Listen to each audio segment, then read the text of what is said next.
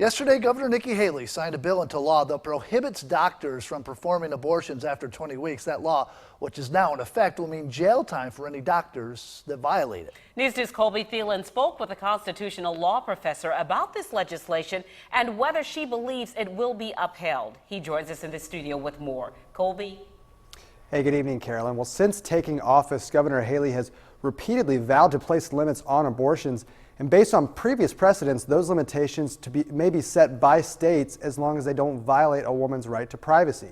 But the question now is if prohibiting doctors from performing abortions after 20 weeks is a violation or not. According to previous decisions handed down by the Supreme Court, women seeking abortions may do so as long as the fetus is not viable or able to survive on its own or with medical assistance outside of the womb. Any limitations before then may be decided by the state. Within or before viability, that's interpreted before the third trimester.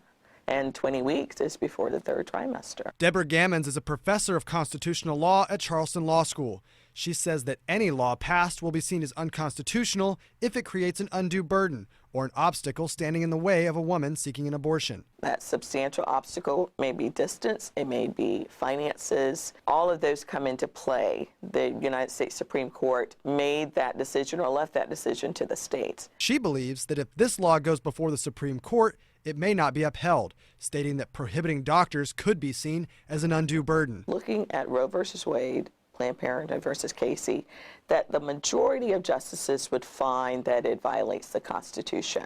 But it may never go to the Supreme Court. Someone has to challenge it.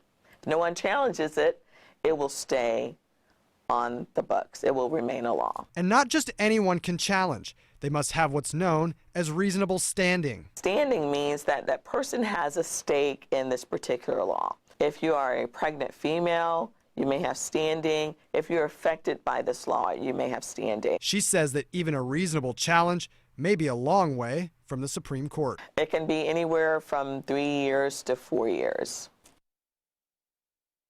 3 to 4 years, a person challenging the law may no longer be affected by it, but the case will still be heard for future precedent.